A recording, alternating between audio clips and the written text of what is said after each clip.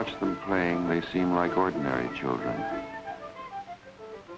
By all rights, they are ordinary children, but circumstances have deformed them. Some of them have serious delinquency records, and nearly all of them are sick enough to need my help as a psychiatrist. The root of most of their troubles is that nobody has ever wanted them. Here, we try to show them they're wanted.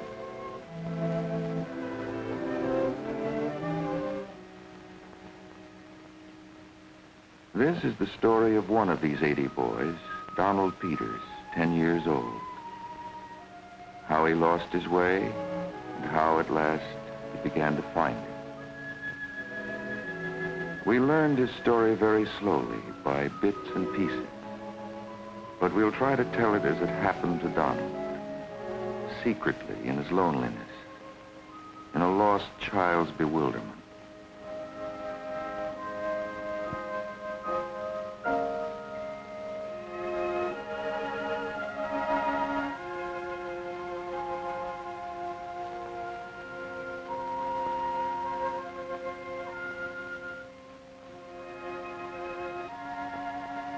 In all these months, Donald has made no friends. We have never seen him smile. He has hardly spoken. He is one of the quiet ones.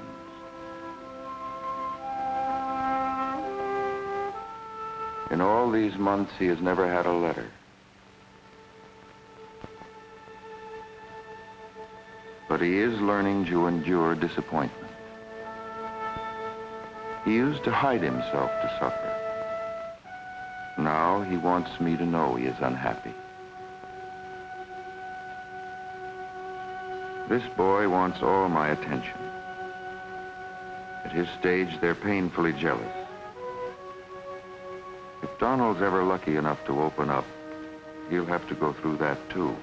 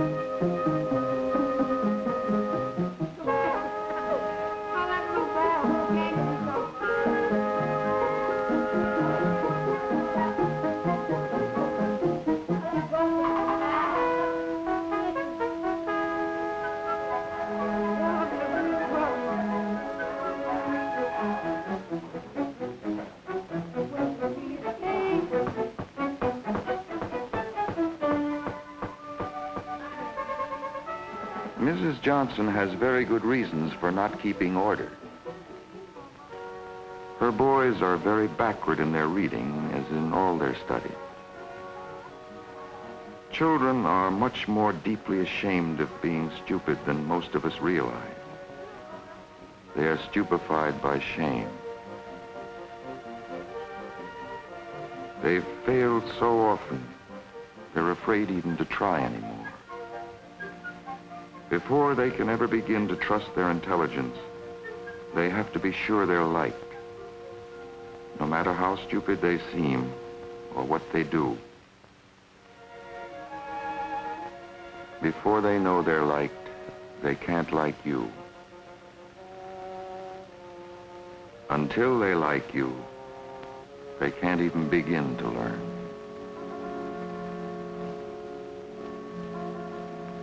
Donald has never learned to read a word. But here, seeing and hearing simple words one at a time, with nobody hurrying him, or scolding or jeering at him, Donald will learn to read. But not for a while yet. For just such a word as baby arouses a deep turmoil of feelings, and behind the feelings rise memories which still hold him in terrible hunger and hatred.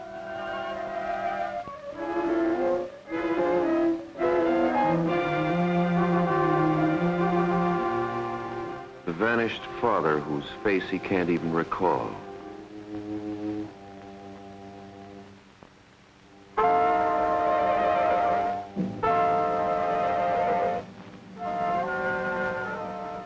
The mother who has no room for him in her life. Grandma at his home with her. A home he hates so much that even at night he seldom comes back. These are the memories Donald lives in day and night.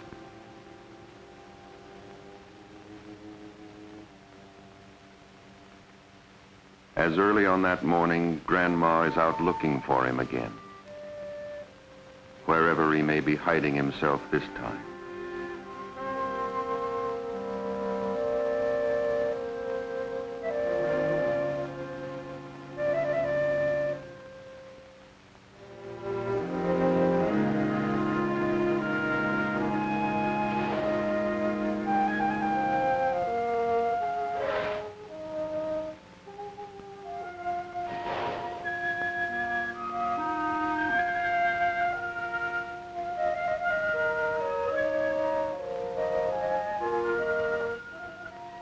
And she is wishing to goodness she'd never in her life have to smack him or scold him or go claim him back at children's court or ever look on his mean, mopey, sassy little face again.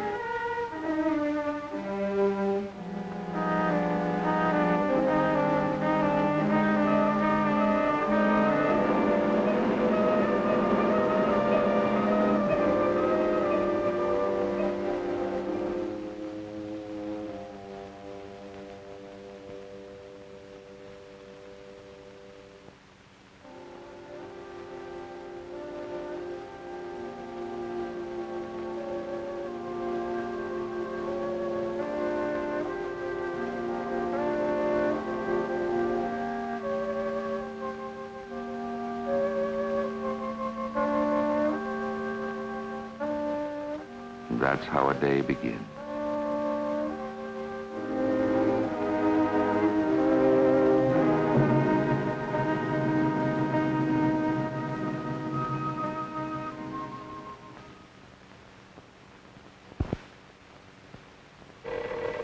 Same old buzzer. Somebody else hauling him home by the nape of the neck. Get up them steps, you little good-for-nothing, you no-count. Get up them staircases. Sleeping out the Lord knows where, same as your no-count mother used to do. Keeping me up all night, tossing and worrying till all hours. Prowling around the cold streets to dig you out of your hiding place. Shame my face in front of everybody. I heard you open your doors down there. Go on and listen. The same old helpless fury. Pray over your features. Try to keep them in the good ways. Sneaking and nibbling and stealing my rent money. All the time looking at me cold as a clam.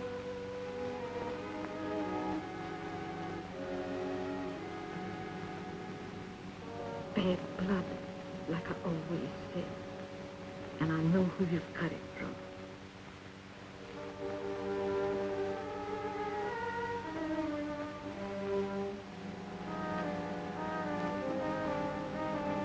The same old hopeless confusion, misunderstanding, rage and pain and fear and hatred.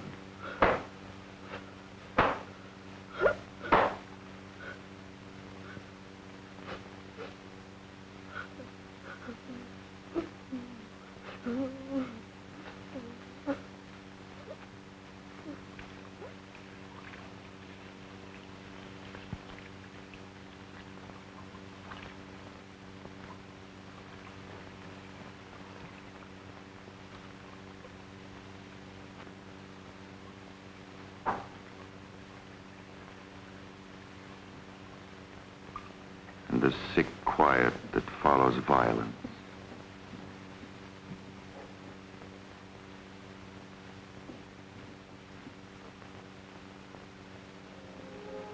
And duty without love.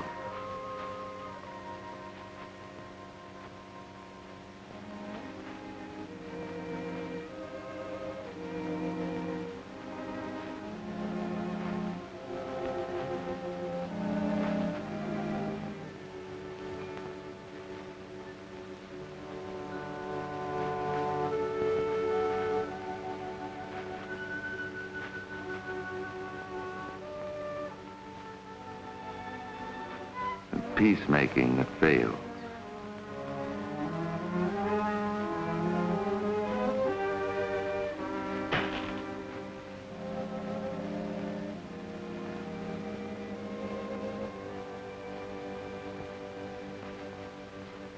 A heavy burden for an old woman.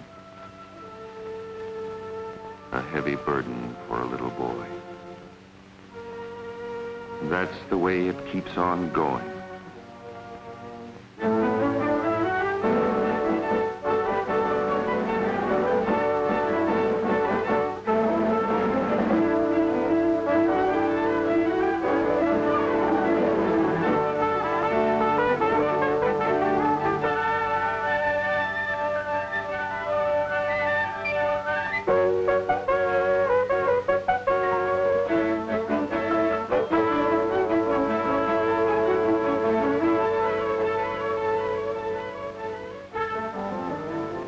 This is one of the things that counts most heavily against Donald.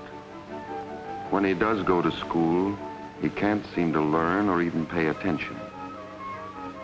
He's way behind the children he sits with. The teachers can't spare time for him.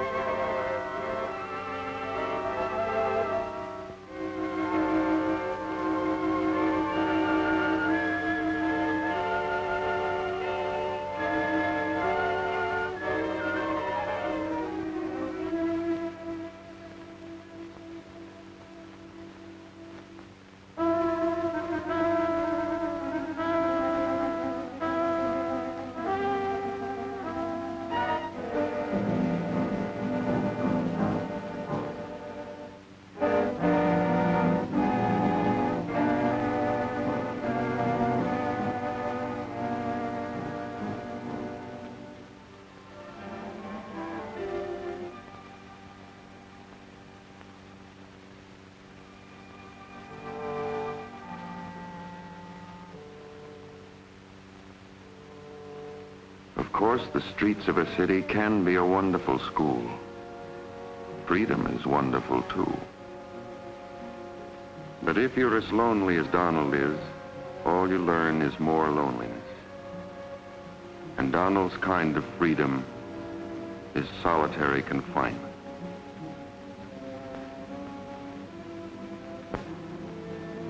Everybody else has some place to go, some definite thing to do.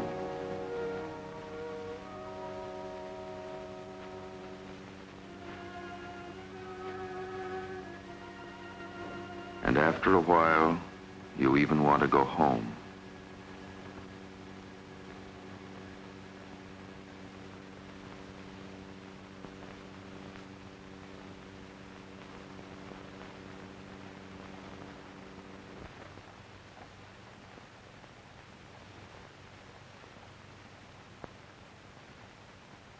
But home is no refuge. Home is a place of unutterable boredom, sadness, wild daydreams, vengefulness, rebellion.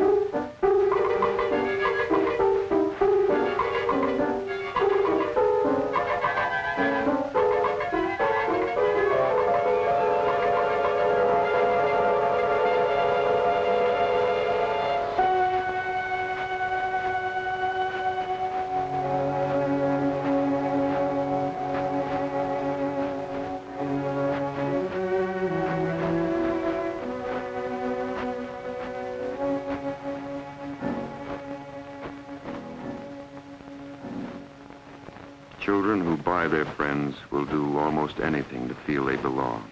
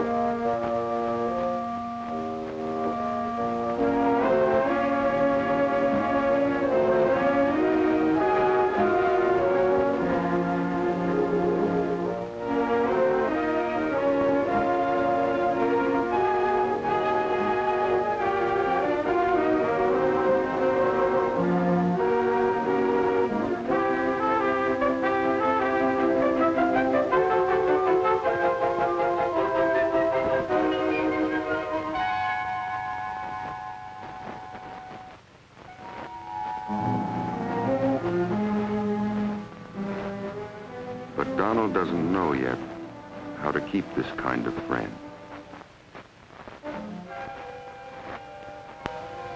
He's failed again. The baby in him is desperate to be comforted.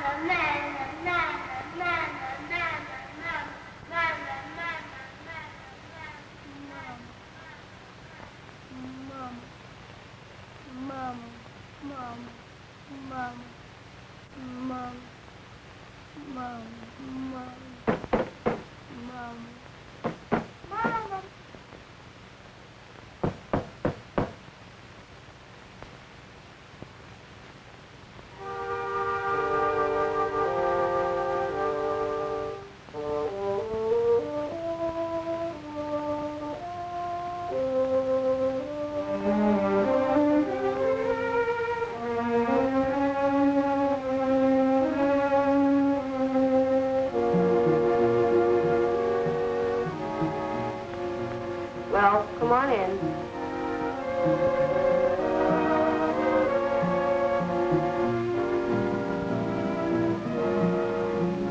It smells like home, but it's no home for you.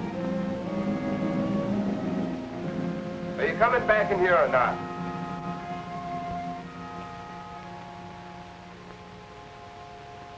What you say it for? Not so loud. Don't shush me. You can't even talk in your own place. What you say it for then? I didn't mean it like you took it. What you say it for then? I didn't say it like you took it for. Like I took it for. All I know is you said it. Say a thing like that, how do you think I'd take? Just isn't swallowed? That it? You want that? Because if that's what you're looking for, you better look someplace else.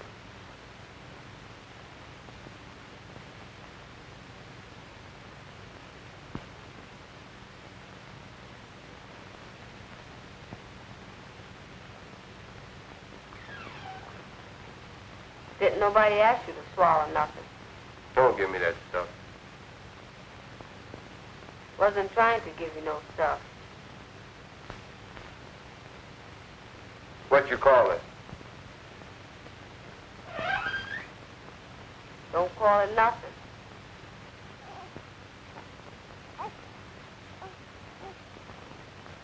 You tell me every time I say... Now what's the matter?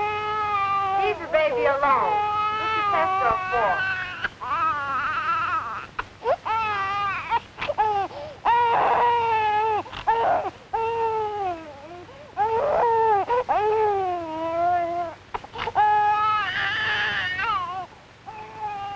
Let him mind her. And you and me will go out.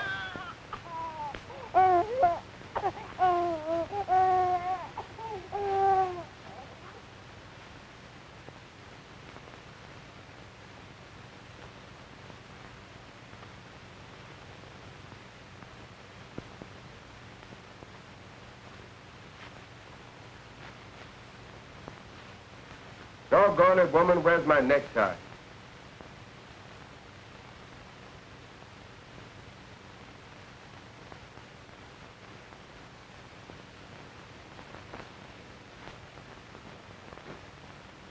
Get me all right. What's the big mouth?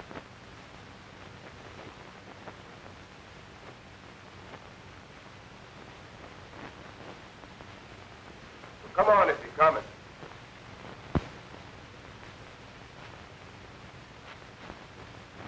You sit here with Arlene.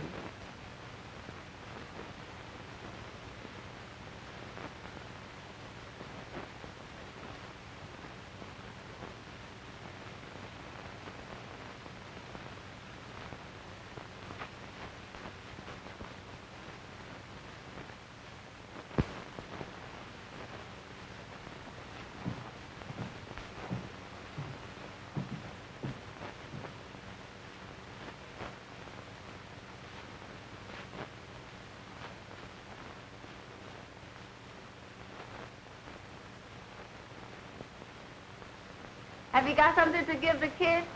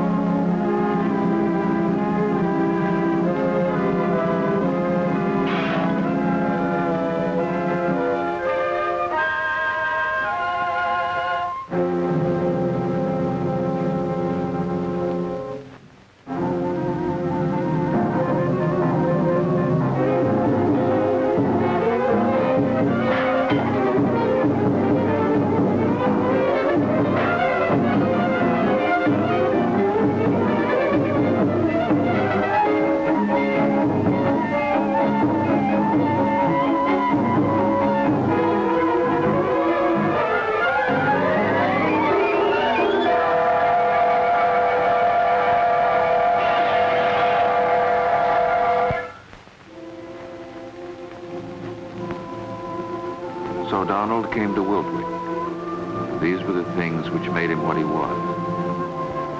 Months after he saw the last of his people, he was still paralyzed by his memories. There wasn't much we could do for him until he made some move himself. Once every year at Wiltwyck, there's a pretty thick run of fish. If you're good at it, you can just knock them on the head.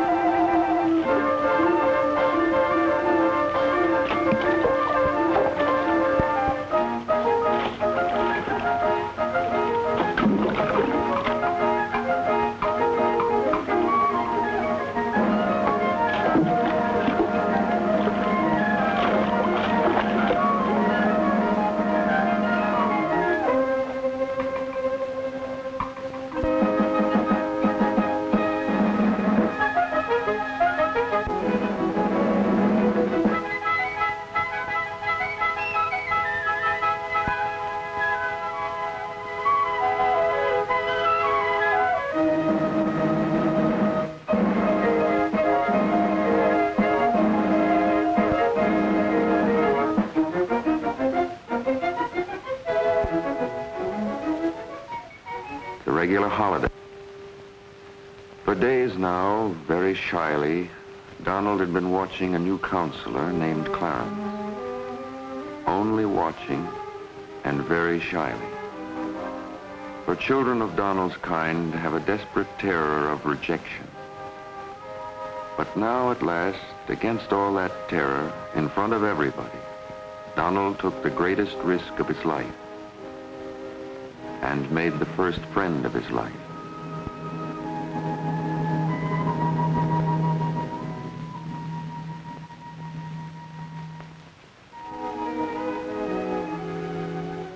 It was a great day for Donald and for us too. One of our social workers came over and congratulated Clarence. He wondered what for. But Miss Roberts knew what Donald had been through. And after she told Clarence a little about the child, Clarence realized he had been partner to a small but very important miracle.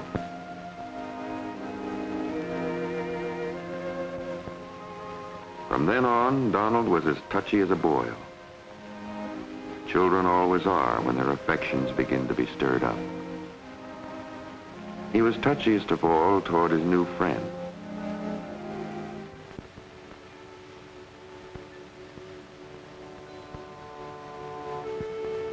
If Clarence handed him a shirt with a hole in it, Donald was sure it was a calculated personal betrayal. All the meaner in front of the other boys. Clarence wondered what the dickens was wrong with him. It was all to the good, though. Now that Donald was beginning to open up, almost anything could happen. One day in crafts class, Donald was making a little bowl. He wanted to make it look like a seashell. He couldn't say why. He just wanted it to be a seashell.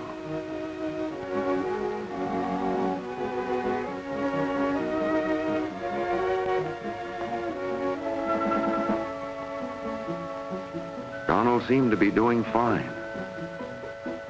Suddenly, the hands that were working in the damp clay of the unborn shell drew him into a deep quicksand.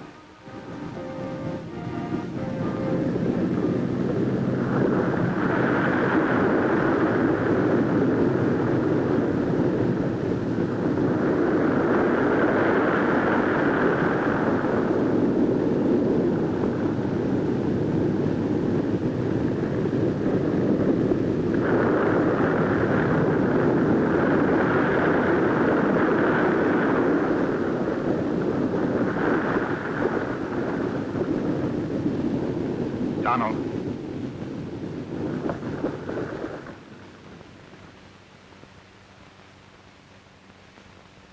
Donald.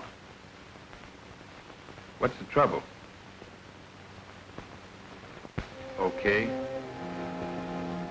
Try it again.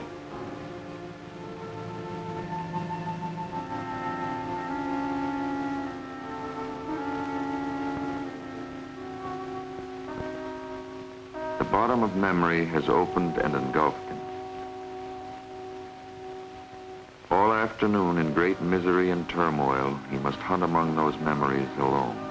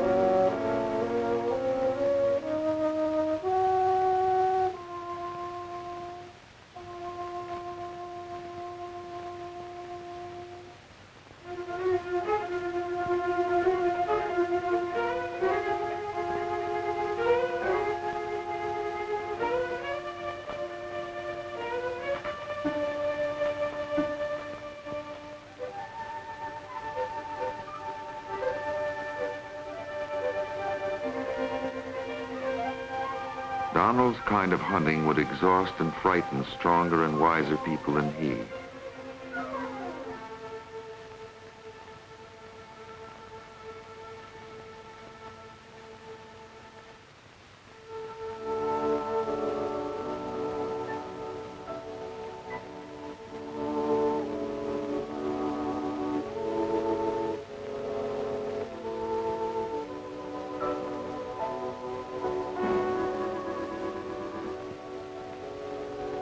In the past, when he was in trouble, Donald had nobody to turn to.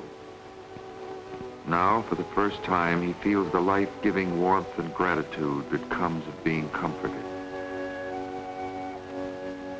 And for the first time, with Clarence's help, he begins to take his place among the other boys.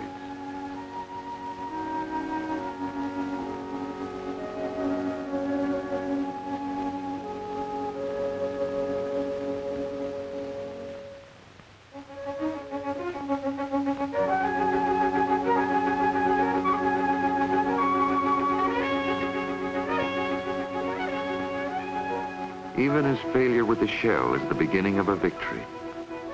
For with it, he has begun to make something tangible with his hands out of the depths of his past unhappiness. Altogether, it looks as if he were really beginning to take hold of his life. And during these next weeks, as a matter of fact, everything is going to go much better for him. Donald will do some butterfly chasing of his own. He gets to be a pretty good basketball forward for his side. Much to his astonishment, he'll begin to read. In his appointments with me, he becomes almost articulate. Most important of all for Donald, he goes back to the little seashell and keeps at it until he finishes it. That gives him his first real sense of accomplishment.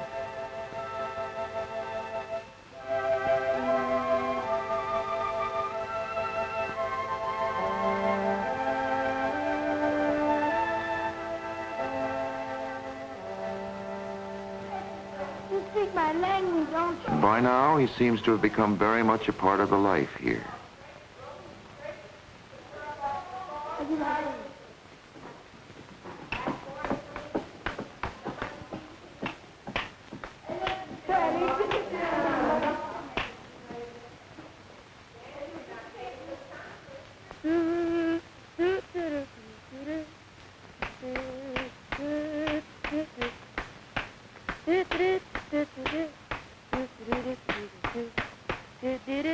He hardly seems like the same boy anymore.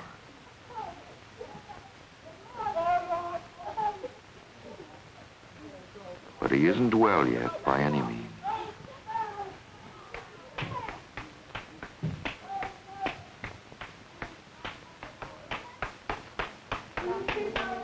So much can happen blindly by mischance.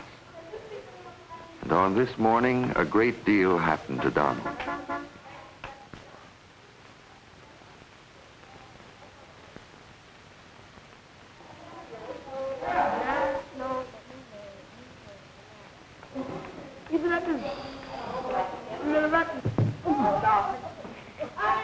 When he saw that Miss Roberts was driving into town, Donald suddenly realized whom he had made the bowl for.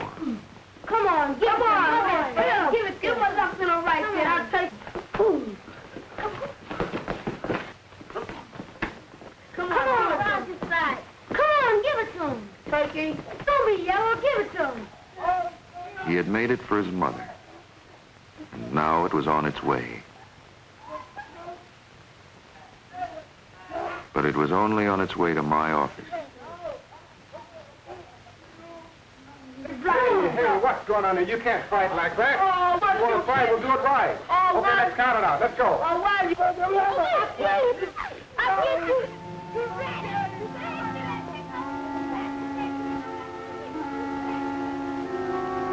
When Miss Roberts told me about the bowl, I decided it was time to tell Donald the facts.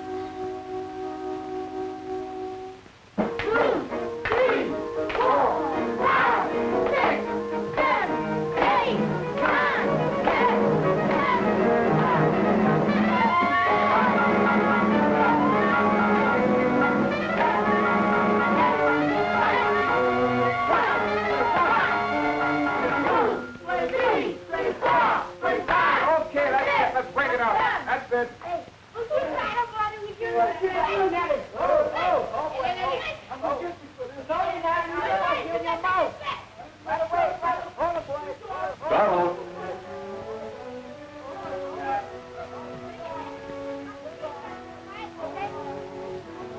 Donald's mother had disappeared. Not even his grandmother knew where she was.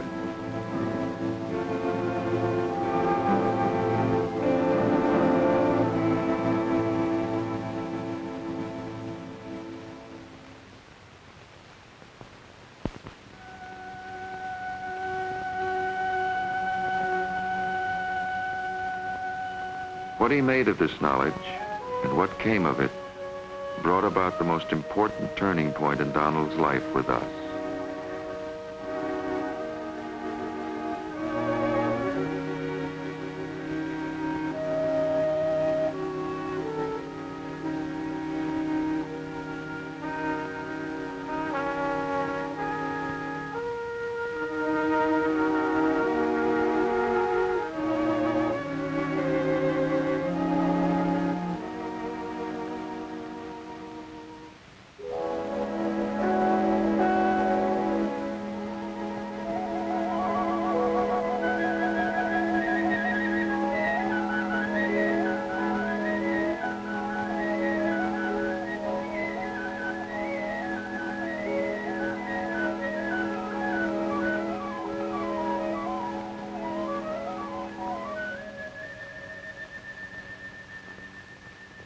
What Donald is trying to do takes a lot of courage, a strong will towards reality and life, to suffer the uprooting of the dearest thing you have known and try to transplant your affections, to go ahead rather than retreat, to put your need and your love once again in another's trust when all of your life, and again so recently, you have been betrayed.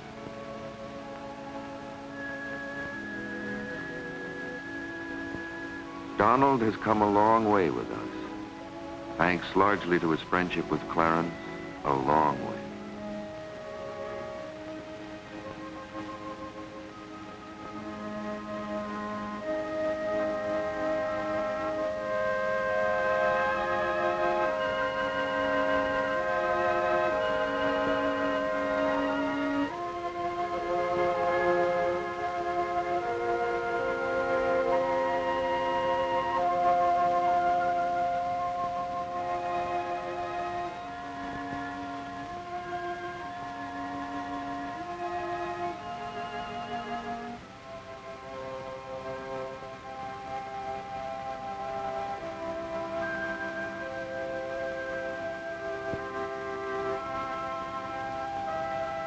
A mirror is no longer a focus for misery and self-hatred, but more like a window on a happy present and a hopeful future. An image of a happy child, of the man he hopes to be like.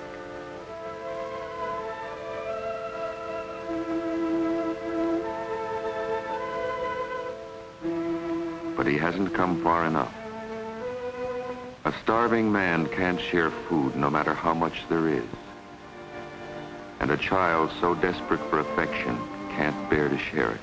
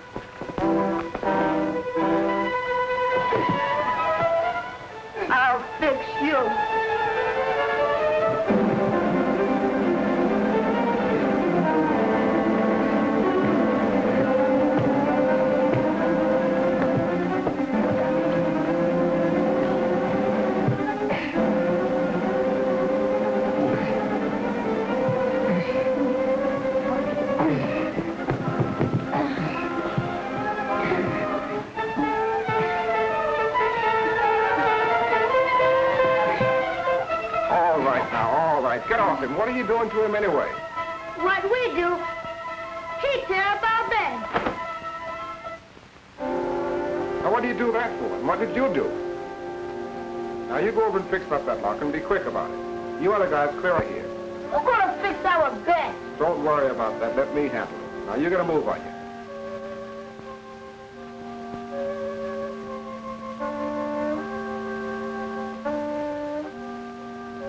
Now, Donald, you fix back those beds.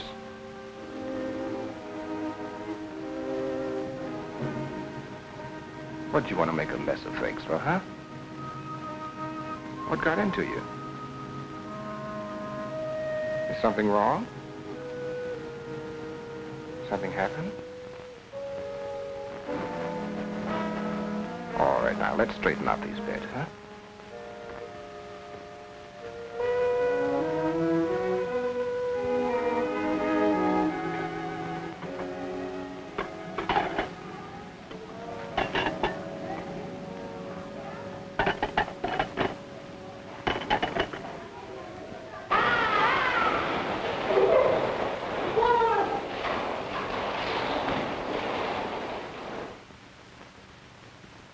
It was a question whether Donald needed more to talk out whatever was disturbing him or live it out first. The director and I agreed we'd better give him a chance to work it out his own way.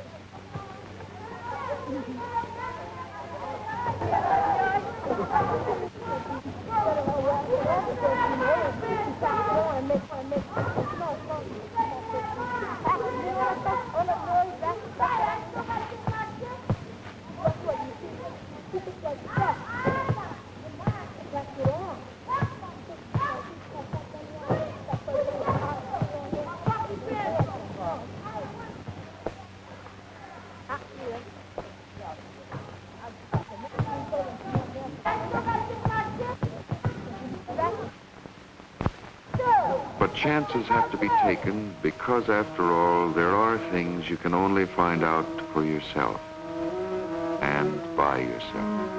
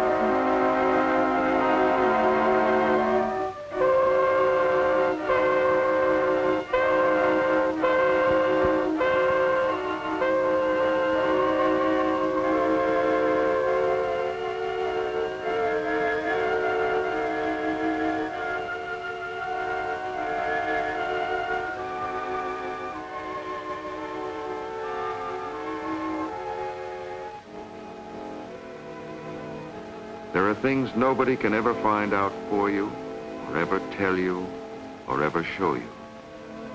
They're too deep inside you.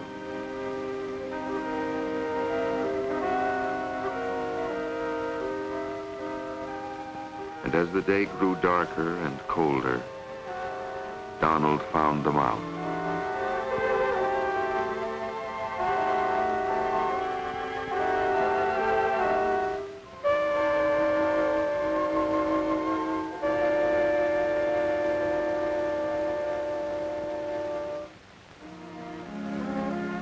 He saw his mother and all that he wished of her and could never hope for.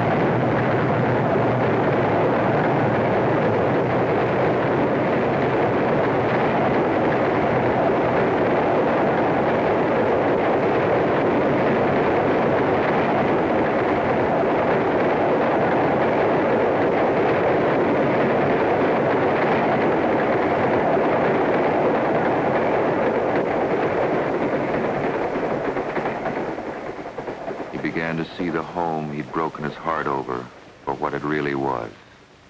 And seeing that, accepting that, his own spirit began to come of age.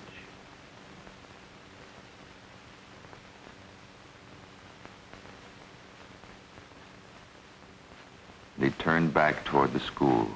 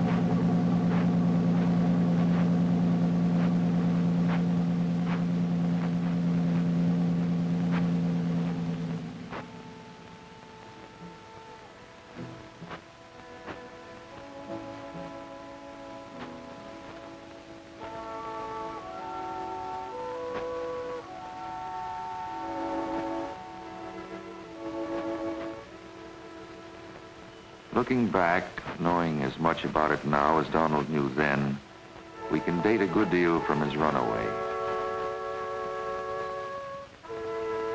When he gave back the lighter, he didn't only begin to put an end to his stealing. He gave back his extravagant emotional claims on Clarence, his extreme hypersensitive jealousy.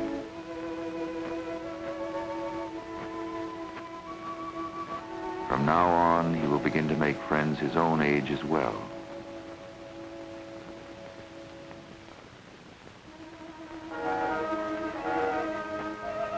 With his experience on the tracks, the baby in Donald began to die. The child was born. He will still suffer in remembrance of his people, but he is less liable than before to enshrine an unreality. He can better accept his motherlessness, his homelessness, this temporary home.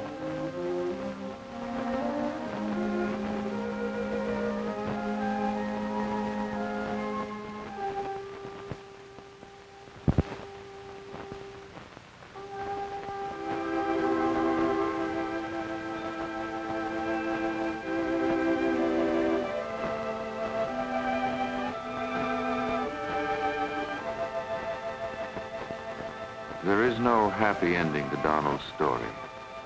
The happiest thing we can say is that the worst of his loneliness, the loneliness that paralyzes and kills, is ended.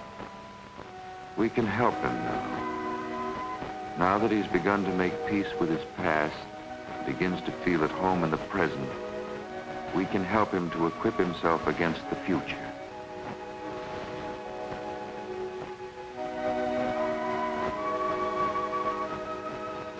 That's the most we can hope to do here at Wiltwyck for any of the boys who lie sleeping here, to clear away some of the great harm they suffered in the difficult world they came from, to make them a little better able to take care of themselves in the difficult world they must return to.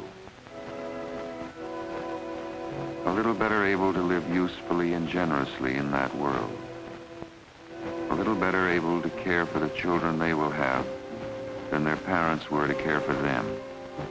Lest the generations of those maimed in childhood, each making the next in its own image, create upon the darkness, like mirrors locked face to face, an infinite corridor of despair.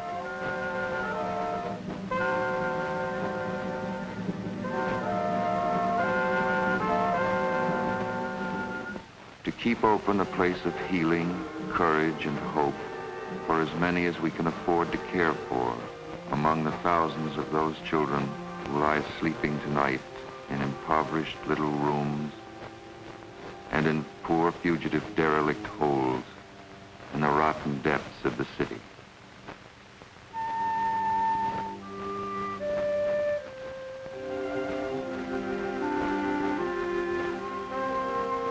Whom poverty, bewilderment, anger, pride, fear, lovelessness may drive into sickness and into crime, and who, in the world which disfigures them, cannot be cared for and are not wanted.